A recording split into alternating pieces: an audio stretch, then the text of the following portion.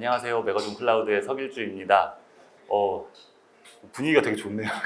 처음 들어와 보는데 분위기가 너무 좋은 것 같아요. 그래서 되도록이면 다소 성향상 좀 이렇게 어려운 주제일 수도 있는데 그걸 좀 최대한 캐주얼하게 좀 해보도록 하겠습니다.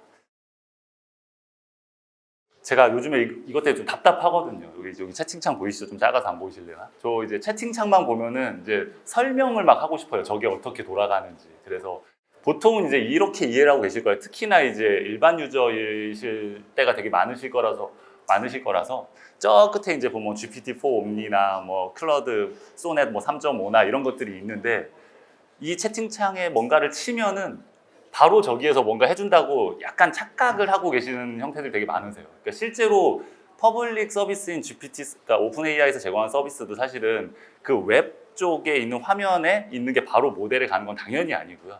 그 안에서 이런저런 기능들을 오밀조밀 모아서 사실 GPT-4 옴니 같은 경우에도 멀티 채널을 하기 위한 인터페이스가 제공되는 것 뿐이지 모델에 가기까지 굉장히 많은 길이 필요하다. 그러니까 엄밀히 보면은 기업에서 무언가 업무에 적용한다거나 내가 실제 사용하고 아니면 업무 시스템에 이걸 적용하기 위해서는 저 가운데 물음표를 해결을 해야 되거든요.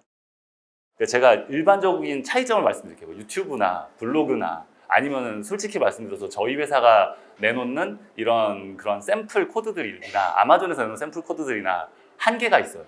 분명히 아셔야 돼요.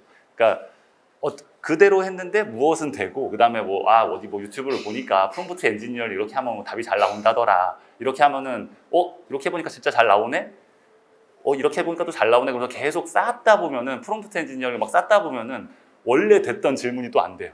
그리고 많이 경험해 보셨을 거예요. 그러니까 이런 것들 저희는 요즘에 통틀어서 그냥 스파게티 현상을 겪고 계시는구나 이렇게 표현을 하거든요. 이런 것들 때문에 내가 개인적으로 내가 물어봐서 답을 받았을 때는 그냥 내 선에서 이게 정리가 되니까 그냥 이게 참 신기하구나 재밌구나 나한테 좀 도움이 되는구나 하는데 무언가 기업에 적용하려면은 이제 문제가 생기는 거죠. 기업의 모든 프로세스는 항상 관리 수준의 품질 선상 안에 들어가 있어야지 이게 품질이 떨어지는구나 올려야지 높구나 괜찮구나 더 고도화 시켜야지 이런 판단이 드는데 그런 판단을 들 수가 없는 거죠. 저런 스파게티 현상들 때문에. 그래서 대부분이 지금 다 개인 사용에 멈춰 있는 것 같습니다. 요즘의 양상들이 다.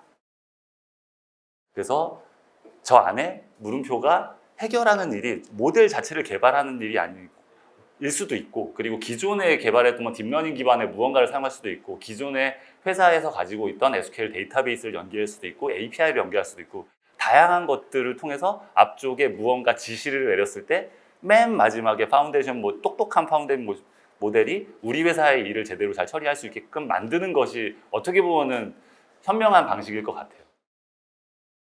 요거는 좀 넘어가겠습니다.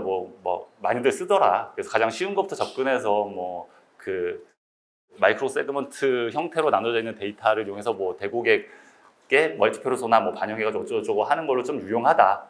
이런 것들이고 요거가 조금 이제 현업분들 말고 개발자분들한테는 조금 말씀을 드리고 싶었던 게 GPT가 처음 나왔을 때 그러니까 GitHub에 요거 관련된 그래프가 이런 거였어요. 그러니까 보면 어떤 거냐면은 한 70% 정도가 인기 순위 중에 70% 정도가 오픈소스 모델이었어요. 그러니까 LMM 모델. 뭘 가지고 내가 라마 가지고 뭘 해봤어요. 내 입맛에 맞는 리더보드에 1위 했어요. 아싸 이런 것들이 있었거든요. 근데 그런 것들이었다가 정말로 한 1년도 안 돼서 모델은 이제 빅테크가 다 하는구나. 수조 단위로 써가지고 개발한 모델을 내가 만들 수는 없겠구나. 그러니까 사실상 SLM 만드는 것도 지금 다 포기 상태예요. 거의 웬만한 사람들도. 그러고 대신에 대부분 다 넘어간 게 응용 기술. 앞서 말씀드린 어떻게 내가 처음에 그 명령을 내리는 무언가를 가지고서 어떻게 응용해서 맨 마지막 파운데이션 모델한테 가게끔 길을 만들어 줄 건가. 이쪽 응용 기술이 되게 많아졌어요. 대표적으로 랭체인도 있고 그걸 좀 시각화해서 워크플로우 그려주면 플로우와이즈나 이런 것도 있고 되게 많거든요. 그런 쪽으로 기술적인 인기 자체가 완전히 확 바뀌어 버렸다. 그래서 저희는 작년부터 이런 얘기들을 하고 있었어요. 일단은 간 보는 건 그만하시라. 그리고 개인적으로 활용하는 거는 사실은 코파일럿이든 아마존 큐든 뭐든 해가지고서 그냥 오픈을 해두면 되는 거거든요. 그래서 개인 사용자들이 그냥 나 이렇게 해서 나 개발하는데 조금 나의 페어 프로그래밍 파트너처럼 이용할 수도 있고 이런 것들은 충분히 하실 수 있는데 기업에 적용하는 거는 무언가는 이제 고민을 해야 될 시기다. 그래서 일단은 이제 관망은 좀 그만두고서 이제 실제로 파일럿이라도 해서 기업의 어떤 프로세스를 한번 개선시켜 본다거나 이런 것들 할 시기가 도래했다. 그리고 뒤이어서 나오겠지만 올해만 해도 저희가 지금 기사화된 사례만 한 3개 정도 되세요. 뭐 상담센터에도 있고 검색 엔진 자체를 강화시킨 케이스도 있고, 그러니까 그런 것들 같이 한번 보시면 좋을 것 같습니다. 요거는 빠르게 넘어갔습니다. 나중에는 이제 뭐 금융 쪽이나 이쪽은 이걸 되게 긴장하고 있는 게, 옛날에 피싱이나 이런 것들은 지금도 사실 뭐 막 보이스피싱 해가지고서 어디에 뭐 국민은행 뭐 누구누구입니다 그러면서 막 사기치고 막 이러잖아요. 근데 저게 GPT-4 옴니나 이런 것들도 보시면 아시겠지만 멀티모달 되면서 막 말을 해버리잖아요. 옛날에는 그런 사고들이 있었으면 어디라도 사무실이라도 쳐들어가가지고서 실제 물리적으로 이렇게 진압을 하고 이럴 수 있었는데, 지금 저거 자체가 불가능해질지도 모른다. 그러니까 어디선가 하나가 저런 악용 사례가 나오기 시작하면 첫 번째 케이스는 분명히 나올 거다. 이런 것들에 대한 AI 쪽 활용에 대한 뭐 이렇게 위험성 이런 것들도 좀 말씀드리고 다니고 있습니다. 네. 그 생성형 AI를 조금 오해를 하고 있는 것 같아서 좀 말씀드릴게요. 이게 보통 뭐 GPT, 뭐 트랜스폼 모델 뭐 이렇게 얘기하고, 그다음에 그런 걸 기반으로 이제 막 발전이 돼서 클러드 이런 것들이 나오고 있는데, 저 생성형 AI 모델이 크게 보면은 언어 모델이잖아요. 라지 랭귀지 모델로 함축되는데, 그럼 생성형 AI 모델이라는 게 라지 랭귀지 모델로 밖에 없느냐? 근데 사실은 아마 그렇게 될 것 같아요. 제가 봤을 때. 왜 그러냐면은, 그냥 이 AI의 씬을 보면 아시겠지만 결국에는 인지가 먼저거든요. 인지가 먼저고, 그러니까 텍스트를 인지하고 텍스트를 잘 알아먹었기 때문에 생성을 하는 거거든요. 사실 엄밀히 보니까 저희는 이제 아웃풋만 보니까 생성에만 초점을 맞추고 있는데, 사실 모델의 개발의 가장 큰 첫 번째는 인지를 잘한다는 거거든요. 그럼 뭘로 인지를 하냐? 자연어로 인지를 하는 거거든요. 그러니까 예를 들어서 어차피 AI는 사람처럼 생각하도록 만들려고 지속적으로 그 컴퓨터 사이언스의 학문을 기반으로 만들어낸 거라서, 생성형 AI라고 해봤자 결국에는 선사시대를 생각해 보면은 사람이 막 언어가 없었을 때는 막 벽에다 막 그리고 대충 추상적으로 생각해서 서로 소통하고 이랬을 거잖아요. 그리고 그 그림조차 그리고서 기호하지 않았을 때는 그냥 막 이러고 다니고 말이 없었으니까 그랬는데, 아시다시피 역사적으로 보면은 언어라는 게 딱 발전하면서 문화적으로 팽창을 했거든요. 그 이유는 뭐냐면은, 내가 어떤 의도를 누군가한테 전달했을 때 그가 또 그 의도를 정확하게 전달을 하고, 무언가 이제 시스템으로 보면은 프로토콜이 흐르는 것처럼 될 수 있는 그 구조가 사실은 언어기 때문에 그렇거든요. 저희가 프로그래밍 랭귀지도 랭귀지라고 부르는 게 그 이유인 거잖아요. 기계하고 대화하기 위한 방법. 그런 것처럼 생성형 AI의 언어 모델이 굉장히 강화된다는 거는 굉장히 큰 의미를 가지고 있어요. 그래서 텍스트를 받아들이고 무언가 생성하는 것뿐만 아니라 이미지를, 사실상 메커니즘은 그렇거든요. 이미지를 텍스트로 바꾼 다음에 그거를 다시 텍스트화한 다음에 그 텍스트를 이미지화하는 거거든요. 멀티모달이 다른 게 아닙니다. 그리고 음성도 마찬가지로 바꿔서 그 텍스트를 다시 언어 모델에 넣어놓고 하고, 그러면 이제 어떤 이미지가 됐건 비전이 됐건 뭐 영상이 됐건 무언가 얘가 지금 맥락을 계속 언어로 프로토콜화 시켜서 해석을 해놓을 수 있기 때문에 그 다음 스텝에 갈 수 있는 거죠. 그래서 에이전트다 뭐다 이런 얘기들이 나오는 거라, 이게 단순하게 말을 잘하는 데다라고 치부하기 좀 어려울 것 같아요. 그래서 이게 시장의 파급력이 굉장히 큰 부분이라고 이해를 하시면 될 것 같아요. 그래서 기업에 적용을 할 때는 조금 이제 IT쟁이들이 나온 이상 어쩔 수가 없습니다. 이런 그림이 한 번씩은 나와줘야 되는데, 엔터프라이즈 아키텍처라고 해서 아마 뭐 수십 년간 지속된 프레임워크일 거예요. 그래서 어떤 회사의 비즈니스 목표를 이제 전략을 설정해 놓고, 그런 것들을 이제 비즈니스 아키텍처라는 이름으로 풀어내는데, 별게 아니라 사실 일하는 방식인 거예요. 프로세스죠. 내가 어떤 걸 리서치를 하거나 어떤 개발 업무를 할 때 내가 어떤 절차대로 일을 하고 있는지, 그거는 결국에는 내가 예를 들어서 뭐 새로운 프로그래밍 랭귀지를 뭐 스터디를 해야 돼. 그러면 그거를 내가 어디서 정보를 얻어서 그걸 내가 소화한 다음에 아웃풋을 내는 거잖아요. 그런 것들의 일련의 절차를 이제 프로세스라고 간주를 하면은, 그 다음에는 내가 무엇을 받는지, 무엇을 내가 뱉어내는지 하는 데이터가 정의되고, 그 데이터를 이거는 내가 보니까 문서 양이 많네. 뭐 저희 시스템 개발할 때도 그러잖아요. 워크로드에 따라서 뭐 기능 요건은 이거고 비기능 요건은 이렇다 하면서 진행을 하잖아요. 그런 것들을 정의한 다음에 마지막에 이 적절한 워크로드가 어디에서 가장 어느 테크놀로지 위에서 워크로드가 런타임 되어야지 적절한 것인가 판단해서 이제 기술들을 선택을 하죠. 요것처럼 생성형 AI도 기업 내 적용을 할 때는 일단 첫 번째 내가 이걸 어디다 써먹어야지가 정의돼야 됩니다. 뭐 개인이 쓰는 건 상관없어요. 개인이 쓰는 건 내가 입맛대로 쓰고서 내 퍼포먼스를 내 안에서 내면 되니까 상관없는데, 기업에 쓸 때는 어떤 프로세스를 정의하는지가 먼저 중요하고, 그리고 그 프로세스는 지금 현재 에즈이즈 기준으로 어떤 데이터를 참고하면서 어떤 데이터를 토해내느냐, 이거가 디파인 돼야 되고요. 그 다음에 그런 것들의 흐름과 기능, 비기능 요건을 파악한 다음에 대응하기 위한 적절한 기술들, 뭐 일례로 베드락에서 여러 가지 모델을 제공하는 베드락에서 이런 모델을 조합형으로 사용을 하는 게 우리 워크로드에 맞다. 그렇게 진행을 하시면 됩니다. 특히 그런 그러니까 어떻게 보면 예시인데, 그러니까 레그라고 하는 것 많이 이제 사용하시잖아요. 그러니까 제가 좀 안타까운 게 저 끝에 있는 이제 벡터 스토어, 저 의미론적인 부분만 가지고서 레그라고 많이 말씀들을 하세요. 근데 저거는 엄밀히 보면 완전히 잘못된 말이거든요. 그러니까 저게 유행이 된다는 건 알겠어요. 왜 그러냐면은 유튜브나 이런 데서 뭐 해리포터 책 띡 올려놓고서 뭐 해리포터 성향이 어때? 뭐 생일이 언제야? 이런 거 물으면 신기하다 이러잖아요. 그러니까 그런데 모든 게 다 의미론적으로 돌아갈 수는 없거든요. 그러니까 기존의 기업들이 가지고 있는 로지컬한 연산에서 토해내는 데이터, 그러니까 결국에는 SQL이죠. SQL을 통해서 생산하는 데이터도 결국에는 파운데이션 모델의 직전의 컨텍스트를 부여하는 하나의 중요한 정보거든요. 그러니까 저런 것들도 레그의 대상이 될 수 있다. 그리고 키워드 서치 같은 뭐 일종의 예를 들어서 카카오 스타일도 뭐 상품 검색을 하면은 고객의 어떤 키워드 기반으로, 그리고 또 거기에 키워드 기반으로 단순하게 상품 목록이 뜨는 게 아니라 비즈니스 의도가 분명히 들어가잖아요. 어떤 거를 좀 위로 노출할지 아닐지, 그런 거에 대한 키워드 서치 같은 형태의 검색 엔진 형태도 어떻게 보면 전체가 큰 의미에서 레그의 대상이라고 보시면 될 것 같아요. 실제로 저희도 지금 프로젝트 할 때 저 벡터만 가지고서 다 하는 케이스는 하나도 없습니다. 그래서 요거는 뭐 저희 쪽 조금 자랑인데, 뭔지 쟁이들이라 그래서 뭔지 저렇게 프레임워크가 만들어지지 않으면 일을 할 수가 없어요. 일단 어떻게 할지를 몰라서. 그래서 뭐 저희 쪽 그룹에 있는 매니저들한테도 이런 것들을 정의해 놓고, 물론 이제 여기서 가장 상위 레벨이라서 그런데 아마 익숙한 뭐 빌딩 블록들도 있을 거예요. 뭐 EDA 해서 데이터 탐색해서 어쩌고저쩌고 하고 이런 것들은 다 정리한 다음에 저렇게까지 해야지만 뭔가 목표를 잡고 가시화할 수 있다. 기업 내에선 적어도. 이렇게 보시면 될 것 같습니다. 물론 하나하나가 들어가면 되게 뭐 전문적인 작업도 있고, 뭐 해당 프로젝트에선 저 작업은 사실은 조금 수준을 낮춰야 되는 것도 있고, 요구사항마다 좀 다르긴 할 텐데요.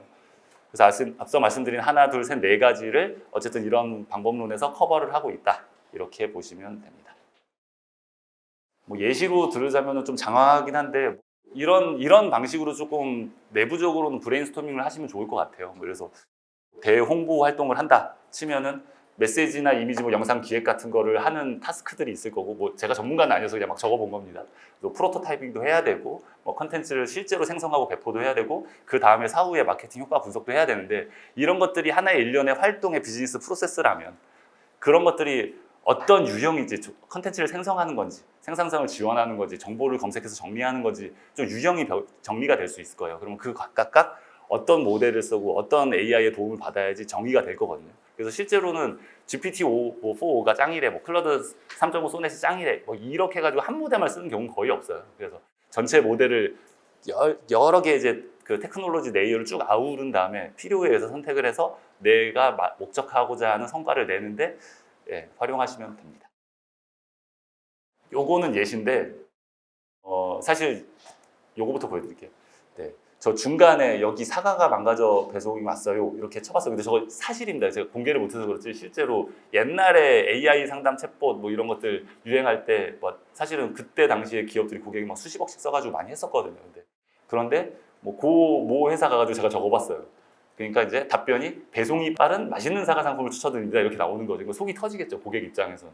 그러니까 저게 왜 그러냐면은 이 자연어라는 거가 기존에 뭐 여기서 좀 거론하기 좀 그렇지만 뭐 왓슨 모델 이런 것들을 예를 들어서 많이 사용을 했었는데, 이거를 되게 사실 데이터 사이언티스트나 IT 하는 부서에서도 사실은 왜곡을 많이 했어요.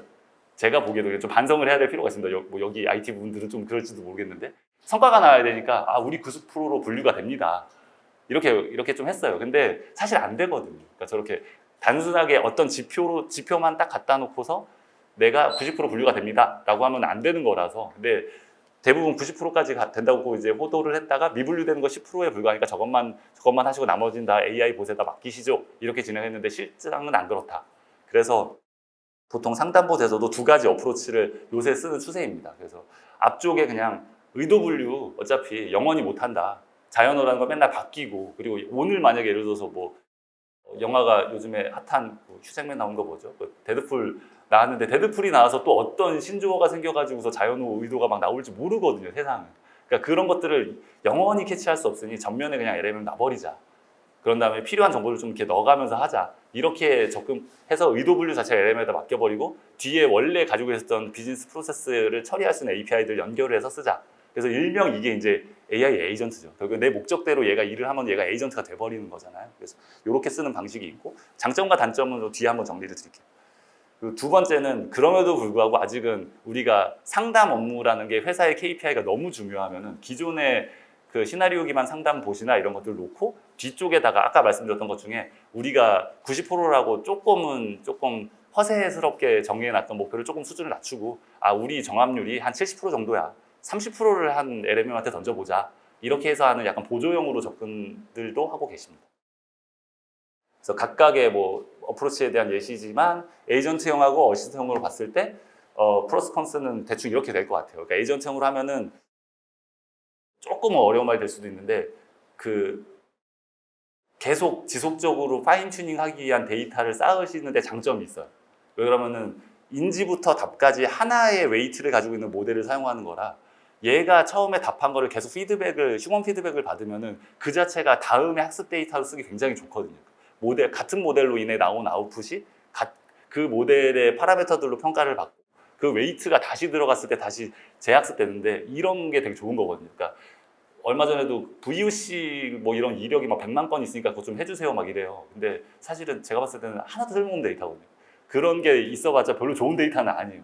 마치 그냥 카드사의 카드 트랜잭션 데이터가 많으니까 우리 데이터 많아 이런 거하고 똑같은 거거든요. 그러니까 그래서 별로 좋지 않은 데이터인데 이 방식을 하면은 어쨌든 늦긴 늦어도 회사만의 에이전트를 확보할 수 있고 데이터를 확보할 수 있다 이런 장점이 있고요. 다만 이제 조금 이제 B2C 시장이라면은 조금 이제 천천히 접근할 필요는 있겠죠. 이제 대국의 클레임이 너무 들어와 버리면 안 되니까.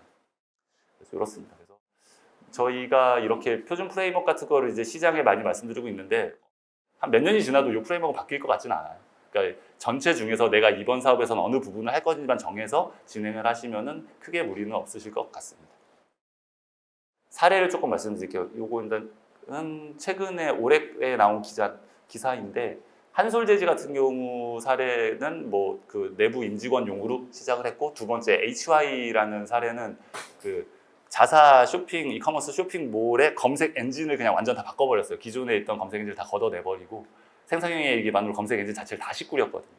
그런 사례가 있고 마지막으로 아마 지난 중고 같은데 하나투어 쪽에는 이제 AI 채팅 상담 서비스를 베타 오픈해가지고 시작했고 바로 이제 2단계에 들어가서 아마 9월 말에는 아마 개인 그 CRM 연동해가지고 개인 정보까지 가져와서 맞춤형으로 상담하는 이런 것도 가능하게 될 것 같습니다. 요거는 넘어가도록 너무 다양하게 있어서 넘어가도록 하겠습니다. 요 케이스가 아까 말씀드린 그런 것 같아요. 의도 분류가 안 됐던 것들이 차라리 LLM이 잘하더라. 기존에 룰 베이스로 하고 시나리오 베이스로 하고 뭐 일부 그 ML로 만들어 놓은 모델을 쓴 것보다 얘가 훨씬 더 잘하더라. 이렇게 된 케이스들을 조금 봤었고요.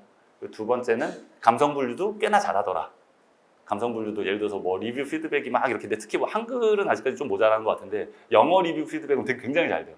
그래서 막 거기다가 막 아마존 회사가 뭘 구매한 다음에 뭐 주르르 써놓으면은 얘가 지금 6개, 7개로 만약에 회사에서 분류하는 카테고리가 있으면 적절하게 분류를 하는데 이 어큐러시가 생각보다 상당하더라. 예전에는 이것도 감정 분류 모델 엄청 개발하시고 그랬거든요. 근데 이것도 사실 LLM이 경우에 따라서 훨씬 잘하더라. 비즈니스 메타 정도만 넣어주면.